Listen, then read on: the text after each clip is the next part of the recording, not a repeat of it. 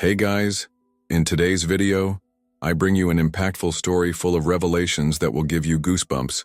Let's meet Thaddeus Arkwright, a longshoreman who literally died for 30 minutes and came back with an urgent and frightening message about the future of humanity. What he saw on the other side was something you never imagined: divine signs, choices between love and darkness, and an imminent transformation on January 25th. So, before we start, leave your like, subscribe to the channel so you don't miss any content like this, and activate the bell to receive all notifications. Now, get ready for an exciting journey full of mysteries. My name is Thaddeus Arkwright. If someone had asked me a few months ago who I was, I would have just said, an ordinary worker, a longshoreman at the port of Tacoma, Washington. My life was simple, routine, loading and unloading goods, facing the freezing wind and rain, and returning home tired at the end of the day. My wife, Rebecca, always told me that I carried the weight of the world on my shoulders, but I never complained. Hard work has never scared me. Everything changed on January 15th of this year. That day seemed like any other. The salty smell of the sea, the constant noise of machines in the port, and the rush to finish tasks before the tide changes. But what happened that day was unlike anything I could have imagined. I died. At least, that's what they said. My colleagues, the doctors, even Rebecca. For 30 minutes, my heart stopped. There was no pulse. There was no breathing. But in those 30 minutes, I lived more than I have in my entire life. I know this sounds crazy to many. I've heard the laughter, the looks of disbelief. Thaddeus has finally lost his mind, they said. And honestly, I would think the same too if I hadn't experienced what I experienced. That's why I'm here today telling my story. Not because I want attention, or because I like remembering what happened. In fact, it's the opposite. Revisiting that day is painful, but I feel like I have no choice. The message I received was not just for me. It was for all of us. I believe I was brought back for a reason. I saw things that I can't forget. I heard words that echo inside me every day. What I'm about to tell you may seem strange, perhaps even impossible, but if you can open your heart and your mind, I hope you understand what I'm trying to say. What happened to me wasn't just a near-death experience. It was a revelation, and I want you to know that January 25th is not just a date on the calendar. It's the beginning of something big, something that could change everything. I am here to share this truth with you. January 15th, a day like any other, or at least that's what I thought when I left home that morning. The air was sharp, as only a Tacoma winter can be, and the gray sky seemed to promise rain. I put on my work overalls, hugged Rebecca before leaving, and grabbed my coffee. She gave me that smile of hers, the smile that always reminded me that I had someone waiting for me. The port was, as always, noisy, busy, and full of tension. There was a rush to load a barge with steel structures before the tide came in. Working at the port is unpredictable. A second of distraction can be costly, and that day, that's exactly what happened. I was on the deck of the barge, adjusting the safety straps of a heavy load. The steel was huge, and we were dealing with cranes that seemed to have a mind of their own in the strong wind. Everything was going well until I heard a strange sound, like the grinding of metal against metal. Before I could understand, the ground beneath my feet began to shake. "Thaddeus, watch out!" shouted Nathaniel Brooks, my supervisor. But it was too late. One of the steel structures came loose and slid towards me. I felt the impact of the air displacement, and suddenly, my body was thrown out of the barge as if I were a doll. I fell into the freezing water of the port. The cold was like a knife piercing my skin. I struggled to breathe, but water filled my lungs. I tried to hold on to something, anything, but there was nothing but the weight of my coveralls pulling me down. My heart was beating fast, but within seconds, everything went dark. From the deck, I could hear the desperate screams of my colleagues. "Man overboard!" someone shouted. The rescue team rushed in, but my body had already sunk. Nathaniel later told me that it took them precious minutes to find me. When they finally pulled my body out, I was motionless, pale, with no signs of life. The medical team arrived quickly, but I was unresponsive. Defibrillators, cardiac massage, nothing worked. "It's too late," someone said. But as they looked at my lifeless body, something extraordinary was happening to me. All that was left was silence. Not silence as you know it, full of little interruptions. The sound of the wind, your heart beating, your breathing. This silence was absolute, as if the universe itself had held its breath. There was no pain, no fear, just a strange, almost comforting calm. I knew something was wrong, but at the same time I didn't care. It was as if everything that had happened before, the fall, the cold water, the panic, was just a distant dream. Little by little, I began to feel a faint presence around me, as if something or someone was with me in that welcoming darkness. Suddenly, a light appeared in the distance.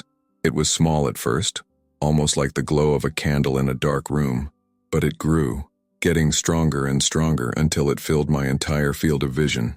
It was no ordinary light. It was alive. It seemed to pulse, as if it had its own rhythm, and it emitted a heat that didn't burn, but that enveloped me completely, like a mother's hug after a difficult day. A soft but powerful voice came from within me. It wasn't a sound I heard with my ears, but something that resonated directly in my soul. "Thaddeus, come." I didn't know who or what was calling me, but I felt like I needed to go. It was as if that light was a home I didn't know I was looking for. I began to move, or perhaps I was pulled, toward the light.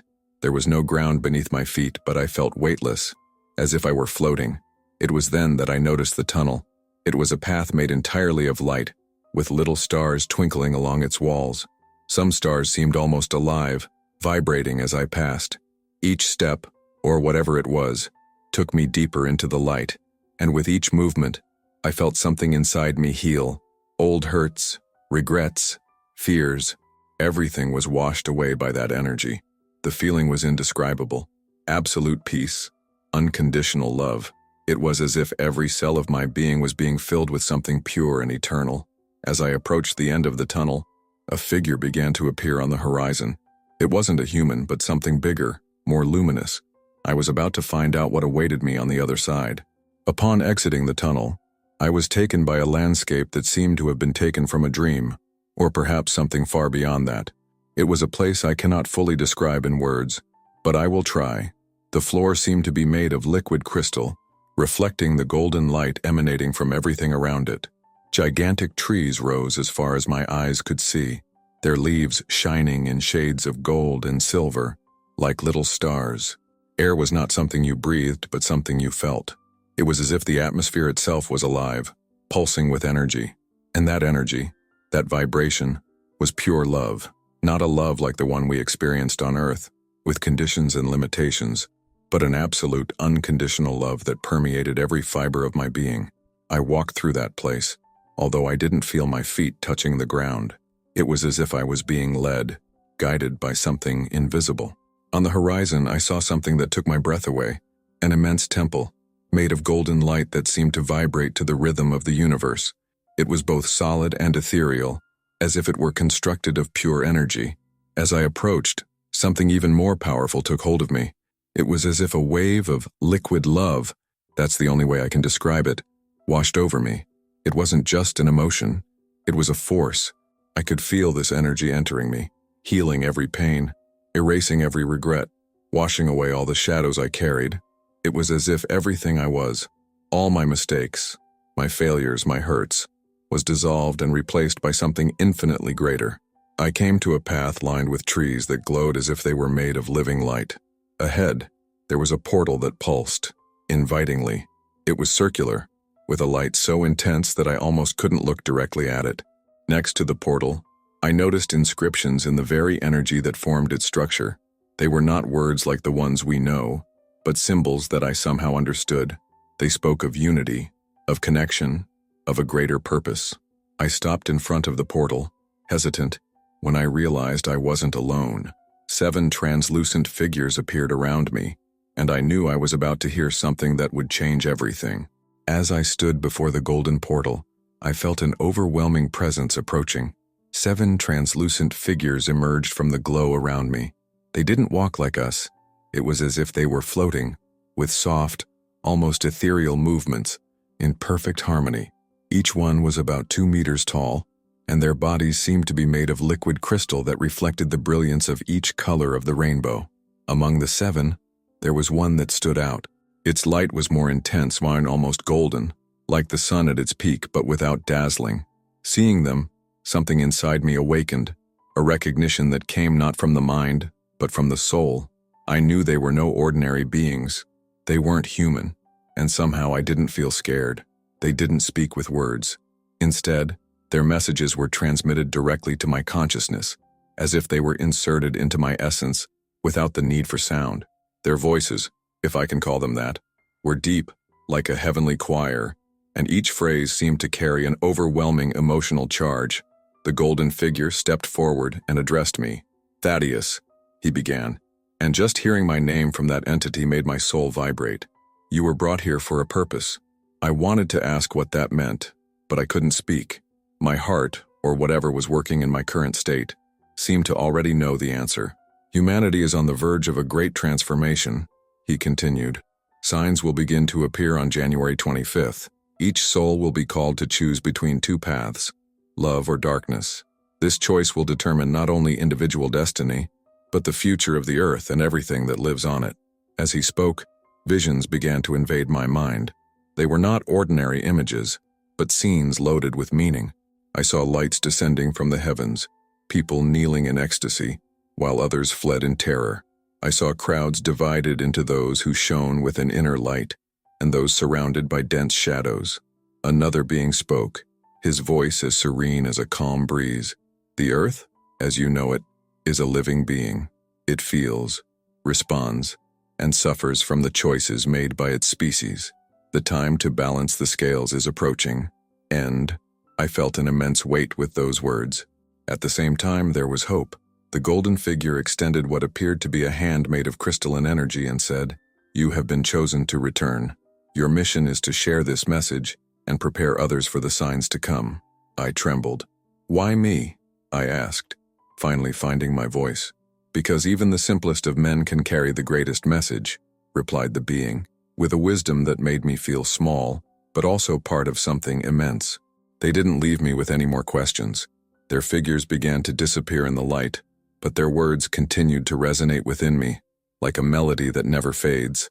As the light beings began to disappear, I was overcome by a flood of visions that I not only saw, but felt as if they were part of me. It was as if the universe itself was unfolding before my eyes. The golden figure remained close, as if guiding my perceptions, but this time, without speaking. The first vision was of an earthquake.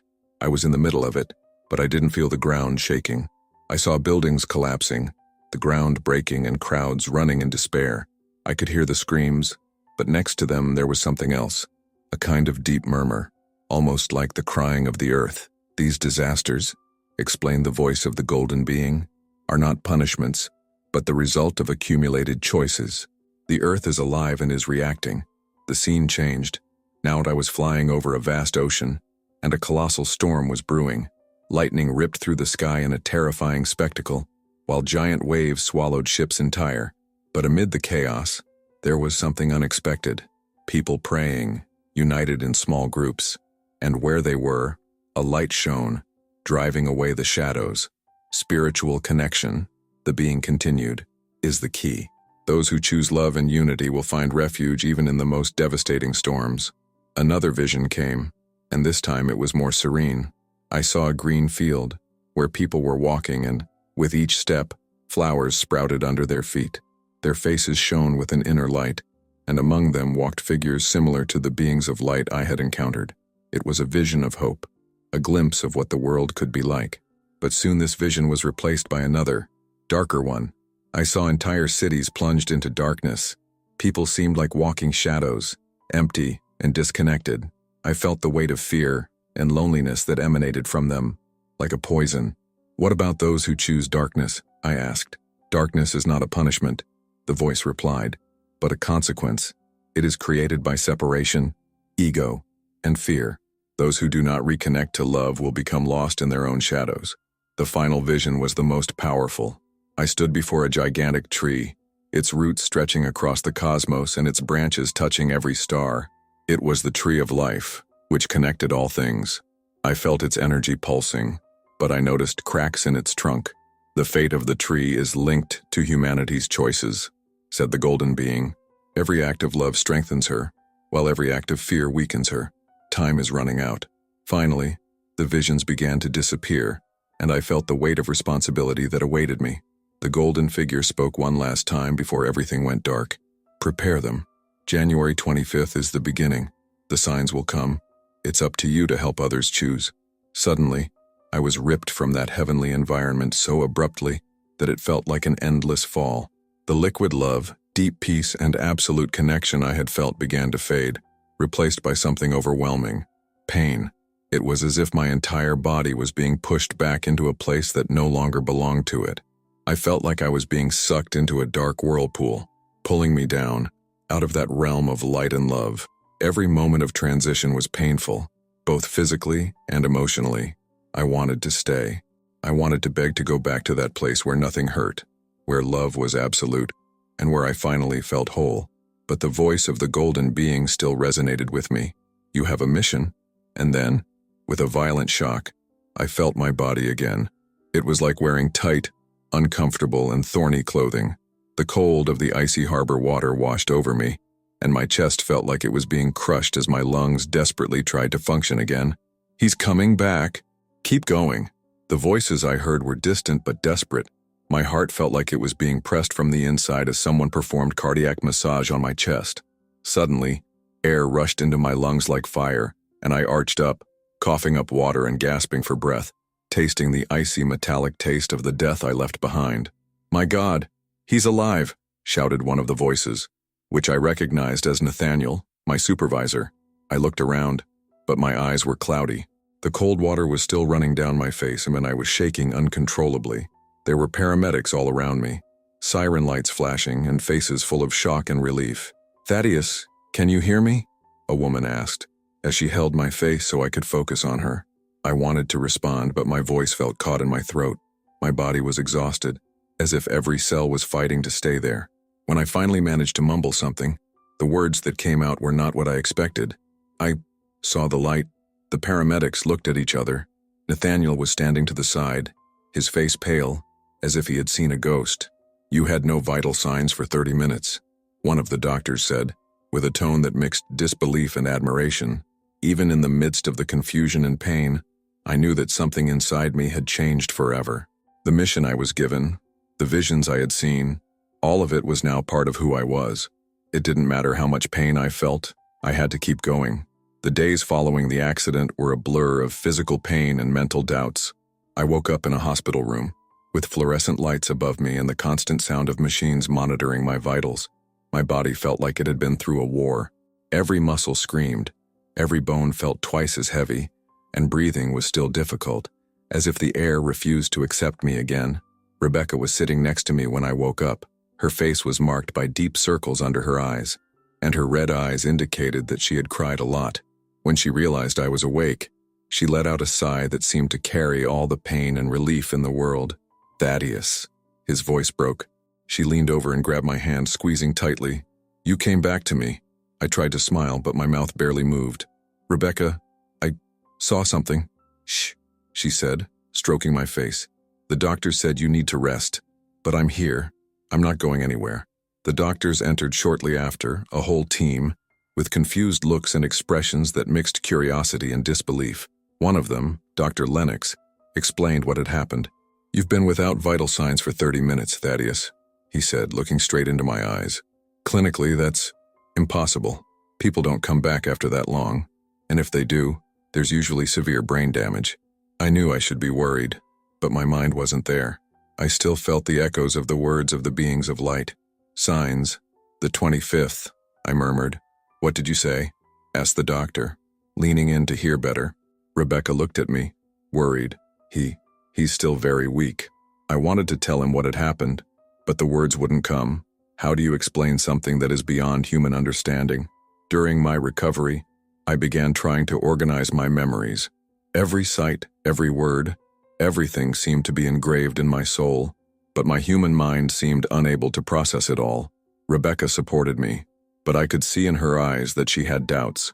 It wasn't skepticism, but fear that I was traumatized, that maybe I wasn't speaking clearly. That's when I met Dr. Elaine Merrick. She was a parapsychologist who had heard about my case. I don't know how she gained access to my room, but when she entered, she had a steady gaze and an energy that made me trust her instantly. "Thaddeus," she said, sitting down next to me, "I heard you had an unusual experience. If you're willing, I want to hear your story. She was the first person outside of the light beings who seemed to believe there was something bigger going on. She asked me careful questions, helped me remember details, and most of all, she believed in me. You're not crazy, she said, as she wrote it down in a notebook. What you went through is something many people experience, but your vision, it is more detailed, more specific. This is not common. Perhaps, Thaddeus, you truly were chosen. Her words gave me strength, but at the same time, I knew the biggest battle was yet to come, convincing the world that what I saw was real. After leaving the hospital, my body still felt like a painful prison. The only thing that kept me upright was the urgency that echoed inside me. The mission that the beings of light had given me was not something I could ignore. They told me that the signs would begin on January 25th, and that my task was to prepare people, to help them see the choice they would soon have to make. Love or darkness. But how could someone ordinary, a longshoreman from Tacoma, carry such a grand message? This question haunted me with every step I took in my recovery. Rebecca was by my side the entire time, even when she had her doubts. The first night home, as we sat at the kitchen table, I told her everything I had seen and heard.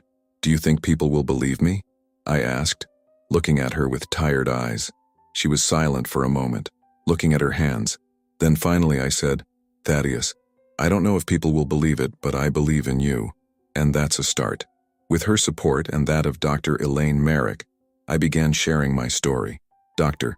Merrick suggested that I record my report so that more people could hear them. At first, it was difficult. Each time I recounted my experience, I relived the overwhelming love I felt on that other plane, but also the pain of returning. Everything I saw was so vivid, so real, that I feel like I was still there, in that heavenly environment. Even now, as I tell this, it seems like the visions are still happening inside me. Every detail remains clear, as if engraved in the essence of my soul. The beings of light showed me something that I will never forget. They said, January 25th will be the beginning of a great transformation for humanity. Divine signs will begin to appear in the heavens, on earth and in the hearts of people. Each soul will be called to make a choice, live for love or give in to darkness. I saw these signs. I saw lights exploding in the sky, like golden auroras that no one could ignore.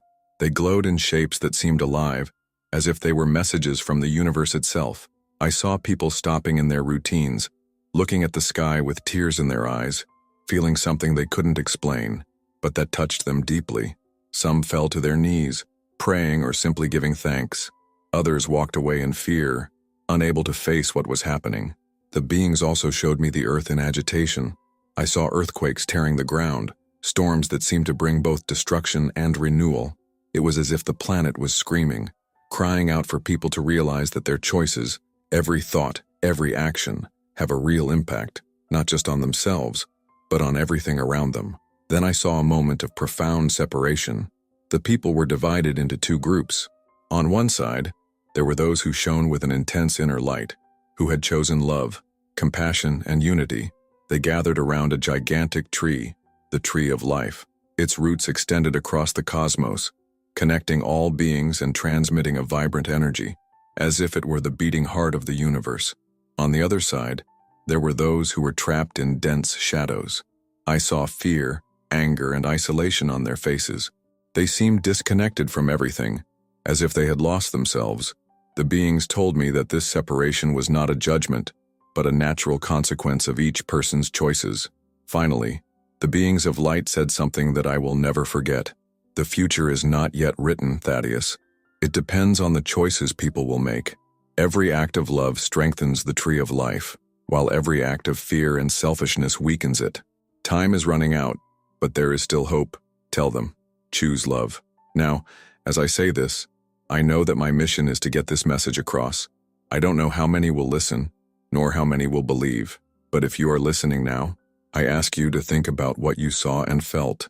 When January 25th arrives, the signs will appear. Will you be ready to choose? If you like this beautiful spiritual testimony, leave a like, comment on your impressions, subscribe to the channel, and don't forget to activate the notification bell to watch each new video and help us spread this message to a greater number of people. Until next time.